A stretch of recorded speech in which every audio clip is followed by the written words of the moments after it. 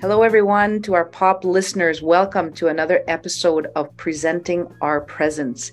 As you know, Presenting Our Presence is a vodcast that celebrates Indigenous folks here at the U of A and all of the unique and diverse and amazing ways that we contribute to life here at the University of Alberta. POP is co-hosted by myself and Dr. Florence Glanfield and Kyle Napier, who helps with our technology and all the magic behind the scenes. Today, we're happy to have Debbie Feisst, our colleague, joining us for this episode of POP. Welcome, Debbie, and thank you so much for accepting our invitation to be with us today. Thanks, Cindy. It's a pleasure to be with you today. So, when I met you at our POP gathering, I was so excited to first meet you because I had only known you, I think, either through Zoom or through the U of A website. And to know that you were there, part of Library Services and Sciences, providing this role for, how many years did you say?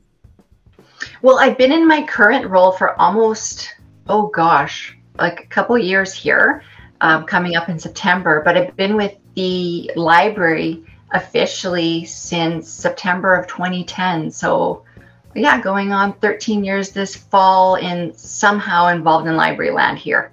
Yeah. Wow. Well, tell us a little bit more of yourself in a way that's meaningful to you and your work in library land. Sure. Yeah.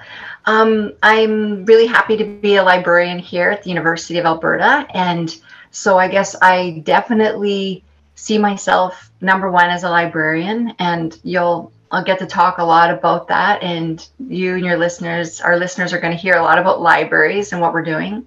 My current role, my title is Head Faculty Engagement with Natural and Applied Sciences. So what that means is that I get to work with an amazing team of librarians that serve and support the college natural and applied sciences and the faculties within. So that would be engineering, sciences, ALES. And so it's quite exciting. And I would say also that I had worked for over a decade serving and supporting the Faculty of Education in a variety of ways. So I got to work actually quite closely with Florence and get to know her, which has been really an amazing experience too. But that switch over from education into sciences, natural and applied sciences, and learning more about that's been really interesting.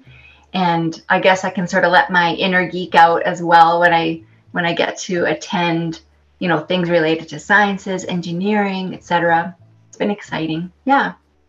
So I would also say that I'm a proud member of the Red River Métis, and I'm originally from Winnipeg, Treaty 1 territory, but I've made Edmonton my home for for over 25 years. So I did move to Edmonton in the fall of 1996 to go to graduate school at the School of Library and Information Studies here at the university. And there's a limited number of places in Canada that people can go to get the degree to become like a professional librarian, and University of Alberta has one of those schools. So I ended up moving here and then just not moving back. So I've made Edmonton my home for going on almost 30 years. So it's quite amazing. Yeah.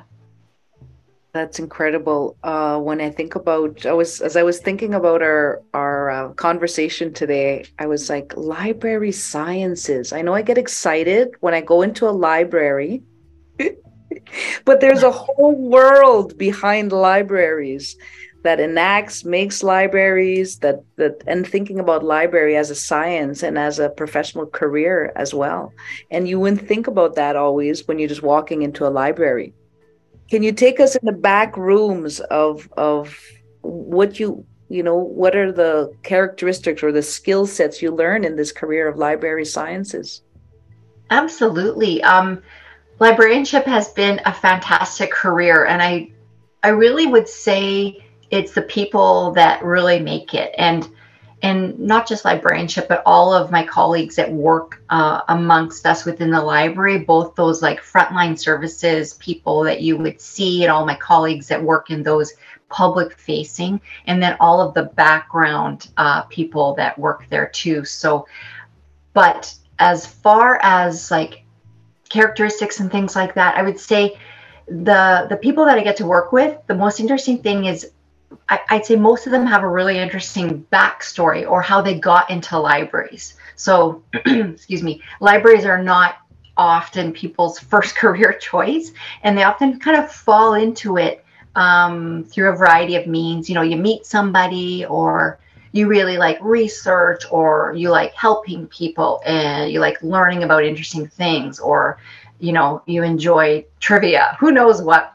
So, yeah, I would say even going back to my years spent, you know, a couple years in grad school, it was such an interesting mix of people that I went to school with, and then that I got to be in a career with as well. So yeah, there's all kinds of people that work in libraries, and libraries can have very, like I mentioned, public facing staff that you see, you know, those smiley, happy people and friendly people that are helping you, that work and have such in-depth knowledge in a variety of areas. And then you also have all of those people behind the scenes, like you mentioned, that are working on description, what we call metadata, so information about our collections, working to get actual materials, whether that be physical or digital materials, that work to provide access electronically and physically to our collections,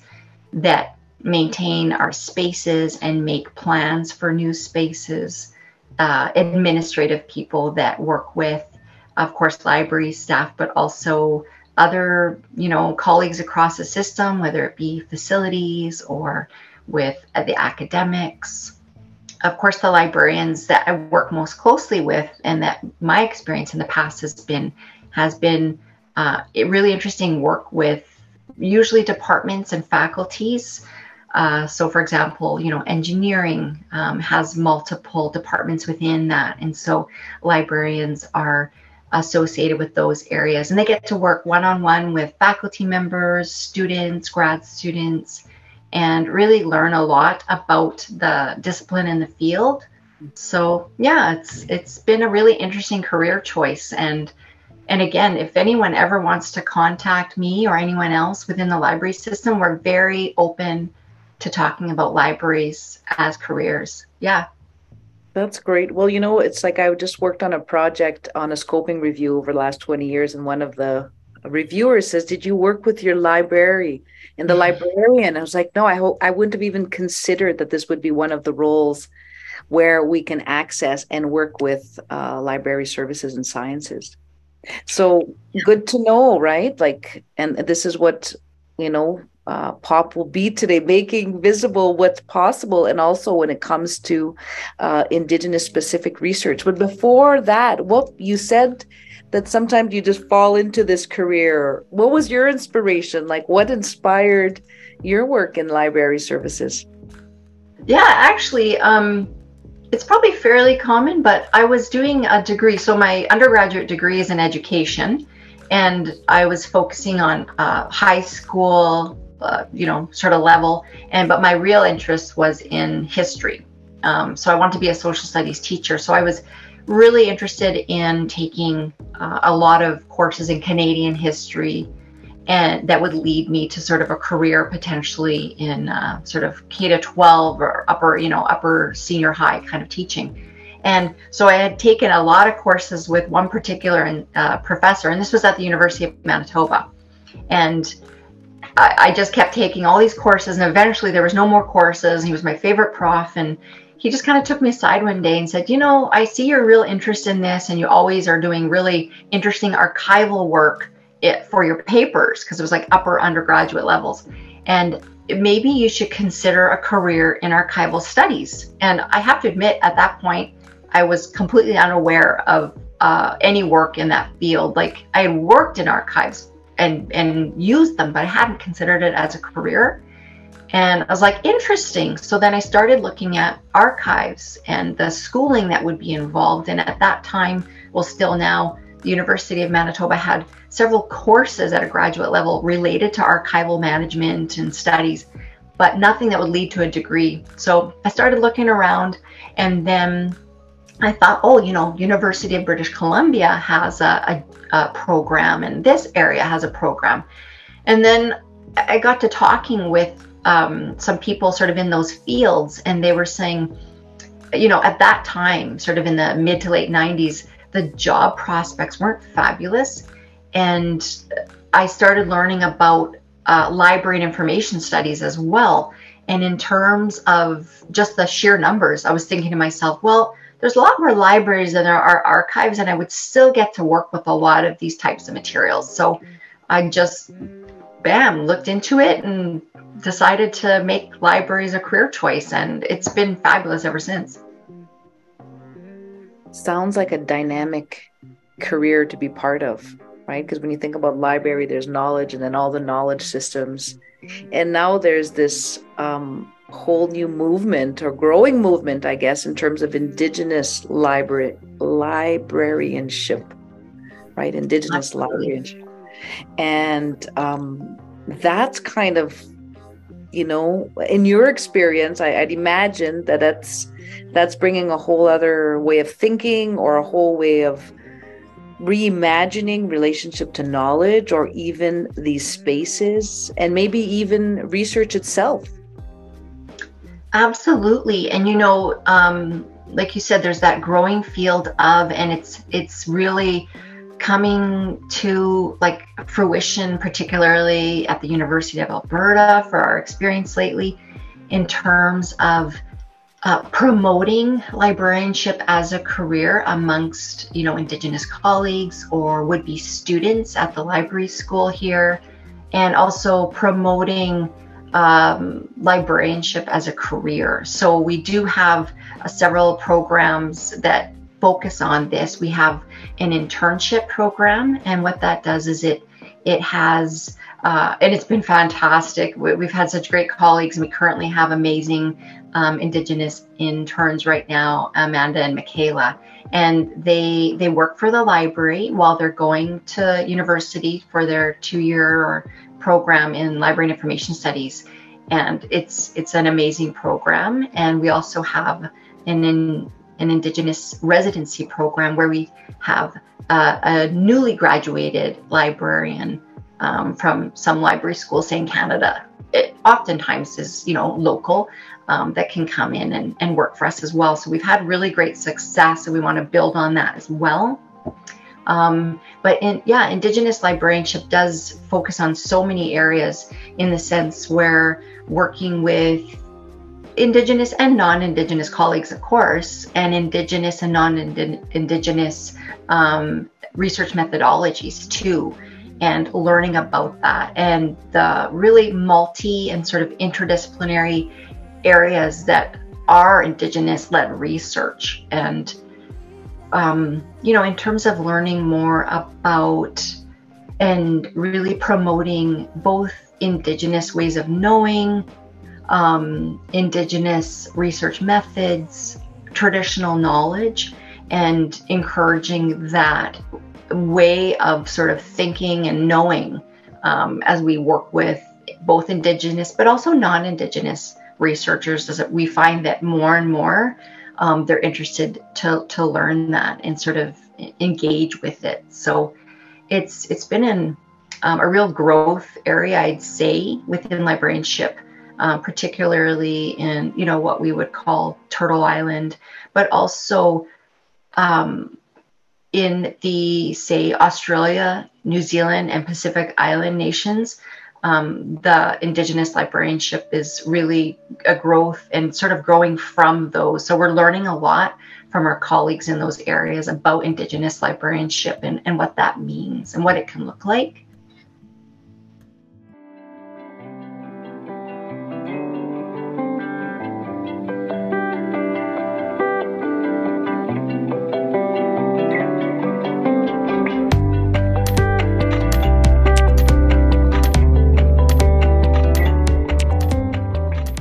Because when I hear you speak about Indigenous librarianship, I can't even say that word, librarianship.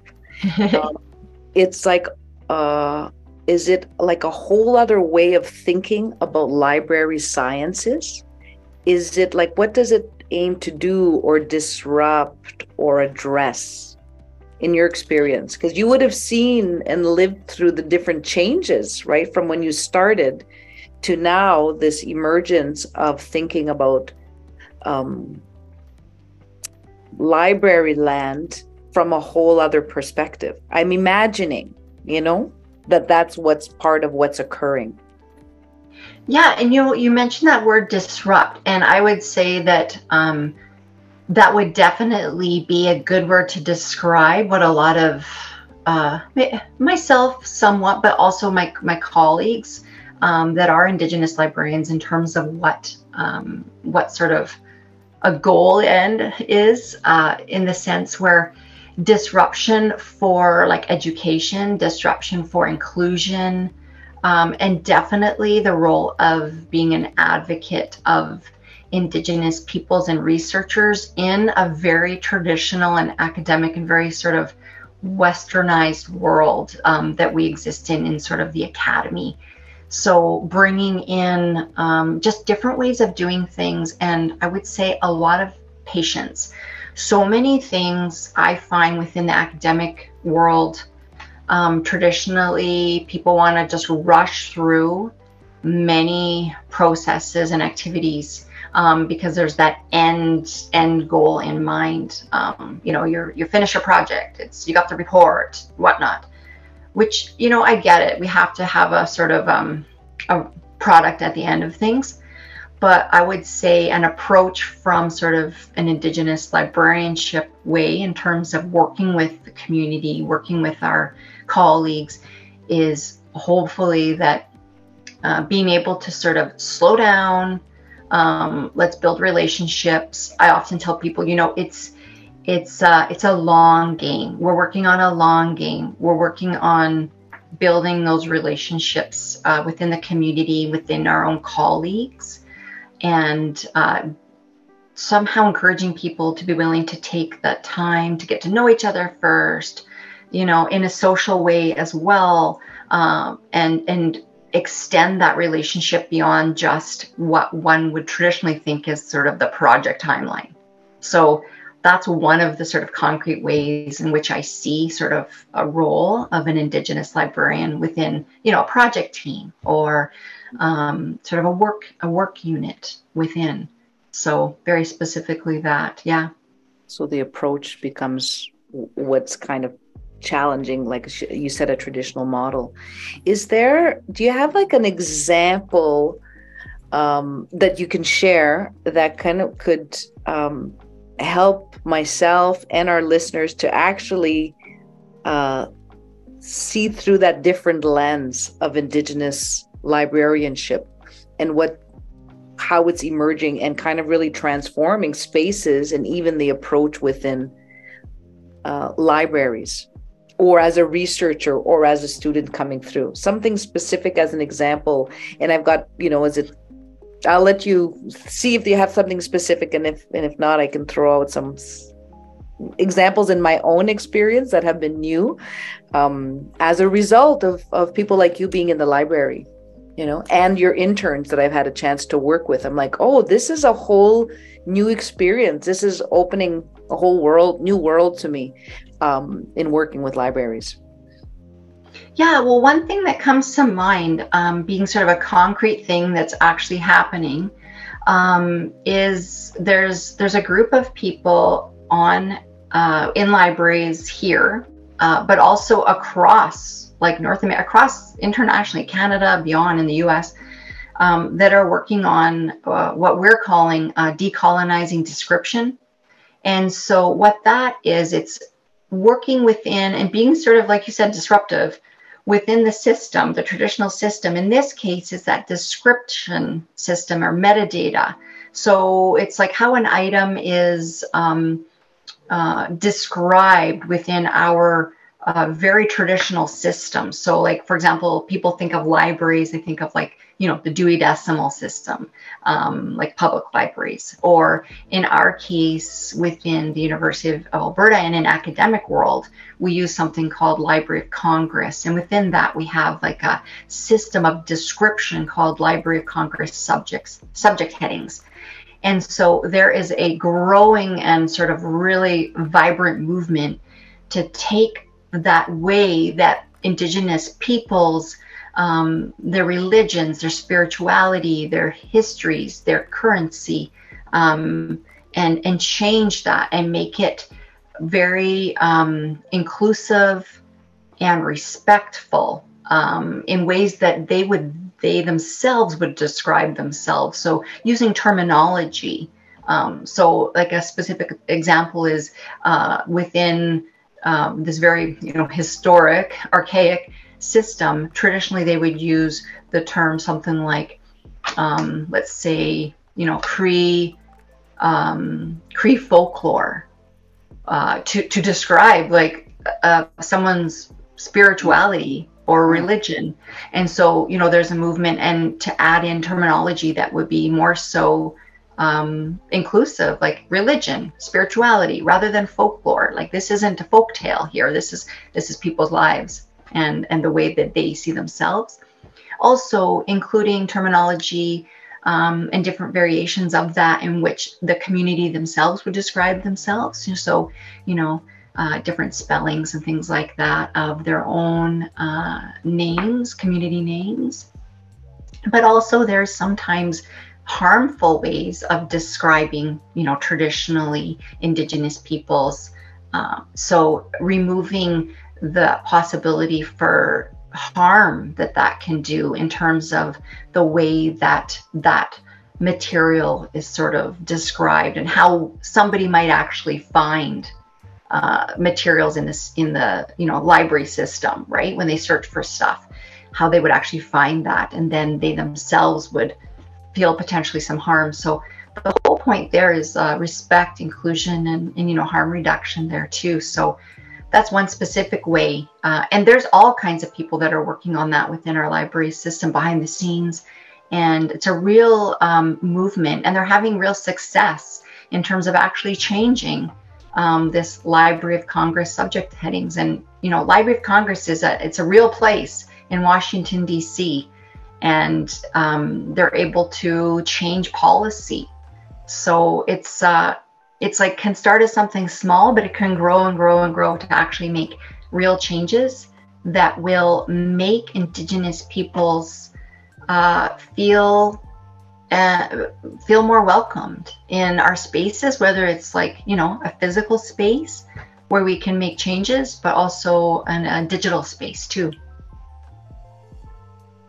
That's amazing. It's so interesting and fascinating to hear actually what those, something as so simple as the descriptors. So I'm imagining there's a collection, let's say someone's given a collection, or because my mind went to when I was looking for photos in Library and Archives Canada, actually, of Métis women that could be my relations that were part of 1885 during the resistance of 1885 in Batoche. And there's one photo that exists, and the descriptor is called squaws. Mm-hmm. And so I use that photo because it's the only one, but I add my own, how I would want those women to be perceived, like how I see those women. So that derogatory term still exists in that descriptor. And so the work that is happening in terms of disrupting and transforming ways of perceiving and knowledge is those terms are being changed, is from what I'm hearing in the work.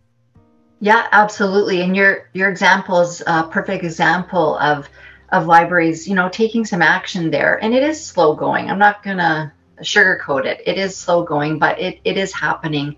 And even, you know, Libraries and Archives Canada does have an amazing collection, but you will find things like that. And they do there is a mechanism in place there for people to be able to identify those challenges, those harmful descriptors.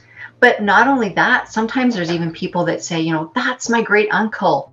And they have ways that you can connect with them, and they can add that information in if that would be appropriate. So yeah, I'd say like things are really changing for the positive in terms of this. And there's like a growing awareness about the need for Indigenous peoples to have control over the way that they and others see themselves too, as described and as viewed. Yeah. That's exciting. That's so exciting. And also awareness that, and it seems like there's action. It's not only awareness, but there's actually concrete actions that are happening within the library system, like you said, nationally and internationally. And I know in my little experience with some of the interns of your program, they helped me to see maps completely, entirely differently. So it's like they were even helping enhance my research, that how I was seeing the data. In this case, I wanted to see maps from a certain period and to see when the surveys had come in and how that had disrupted kind of land base. And yeah, they brought that whole awareness in my research in terms of thinking about how to look at maps differently. So it's like there's this whole array of services that we're not always aware of that is being provided through positions like yourself and across different faculties across the U of A. Yeah, and we're so lucky here at U of A. We have an amazing maps librarian, Larry. He does other things as well related to maps and geospatial data, things like that. But he has really like positioned himself to be an excellent knowledge keeper, so to speak, of maps and Indigenous knowledges contained within. He's also a member of our libraries. We have an Indigenous initiatives team that I co-lead with my colleague Ann Carwigan, and Larry's on that team as well. You know, in addition to several other colleagues, and it's a very operational team. We have a lot of activities and things that we engage with students and otherwise. So, but the maps piece is a really interesting area that the library has sort of gotten into, and much to the thanks of my colleagues like Larry. Absolutely. And the interns and the residents in the past who've worked with materials to digitize and make available and make more accessible as well. Well, that's so interesting. And we're coming near our time, Debbie, and I want to, I guess, two things. It's like, how do we best find you, even to future students, right? That would be like, want to reach out to say, I'm interested, I want to explore this, or the intern. Sometimes I find, I mean, we're constantly inundated by data. It's like, where do we find you? How do we connect with the team? Where do we direct future students, our listeners who might want to explore this career, who might want to reach out and be involved? Like myself as a researcher, I had no idea that we could involve you as part of our projects to do research alongside one another. So what would you suggest to our listeners, our diverse listeners, to where to reach you and what you've helped to share, make visible today? Yeah, absolutely. We are 100% happy to meet with people one-on-one. There's a variety of folks that are members of that Indigenous initiatives team. And you can actually, for students particularly, we're going to be starting this fall we're calling it the Library Indigenous Student Engagement Group. And from our library's website, library.ualberta.ca, if you just go to the link that says about us and about our people, you can see there's a link there about our group if there's students listening that want to get involved, and that's undergraduate or graduate. And I'm very excited about this initiative in terms of being able, it's going to be really a two-way street. We won't just be having students as an advisory group, or it's going to be very much where we provide opportunity for them as well. So that's one way. But yeah, off the library's main site, students, depending on, or faculty or whomever, we have a really great system of what we call subject librarians. And so based on their, their discipline or faculty that they're in, they can just go ahead and connect with their subject librarian.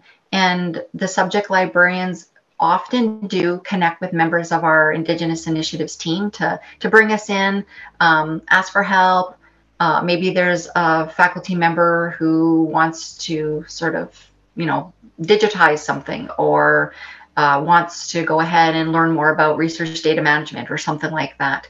So, or there might be some sort of Indigenous perspective that they would like to gain. So oftentimes we'll be involved in a project or initiative, but we'll also bring in our colleagues that work in more like functional specialties. I mentioned Larry and maps. We have other people that work specifically, in collections, or that work in, I mentioned like natural and applied sciences, but we have, our friends and colleagues in education, in health sciences, all over the map in terms of subject areas within the library. So we really work, and we want to be seen as a connector that will connect people within the community together the best. So, and I would say librarians and in general, library staff are often those people, like someone will come in and, we'll answer a question, or we'll help them, and then they'll be on their way, and we're literally chasing them down as they're trying to leave and saying, oh, you got to know about this. Oh, I have to tell you about this. So we just want to help. We're very much in this career to help. So by all means, if you're thinking about reaching out, please do so. We really want to establish that relationship with our faculty members, with our students. So we're really excited. That's great. Well, thank you for coming behind the scenes. It feels like libraries behind the scenes, but it's like you've just brought it more visibly, and exciting to think we can reach out, work more closely with you. Now, it's like if you're in faculty of applied sciences, what if there's for myself or another Métis scholar from somewhere that wants to work directly with you? Is that possible, or do we have assigned librarians that we must go to that are connected to our own specific faculties? How does that work within your yeah, feel free to connect with me, absolutely. And if there's other people that I feel need to be brought in, we'll just do that. Well, we collaborate. We're really one library. Yes, we have subject specialties and people that work specifically in certain areas, but by all means, we're one library. So we all just collaborate and connect with each other. And I will say one thing before we close off. I'm really excited. We are in the process right now of hiring what we're calling an Indigenous engagement librarian. The posting is out. It'll be out for about another month. And that person, once hired, will act in kind of more of a system-wide role and not be assigned to, any specific department or anything like that, and we'll be able to really engage with the community, even extending beyond the university. So I'm really excited to see. Who knows, by the time this is out, maybe that will be in place. I'm not sure, but it's going to be, we're so excited about this. So it's a long time coming, and it's we're doing things the right way right now with it. So I'm pretty pumped. Well, that's encouraging. It's like systemic change is occurring, and sometimes we don't always see it or know it, but it's evident in our conversation today and the work that you're doing, and it's happening in libraries. Let us know who that new person is. We'll invite them to pop so we can make them visible, and their work and their passions and their inspirations as well. Absolutely. Yes. Is there any final thoughts or words or that you want to leave with our listeners today? Just that I'd say I talked a lot about, myself and the library system, in the sense of, how we're sort of, how we're trying. We're really trying. And we have a very dedicated group of people that we're sort of spreading throughout the library system, and in terms of sort of our knowledge and experiences. And I would say the people that you will come to, whether it be public frontline facing or behind the scenes, we're really engaged and we're open to learning. So I think it's a great collaboration that we have open for the library. So we really are completely willing and open and wanting to learn more about all things. So yeah, come find us. Let's learn together. Yeah. Super. Hi, merci. And thank you to all our listeners.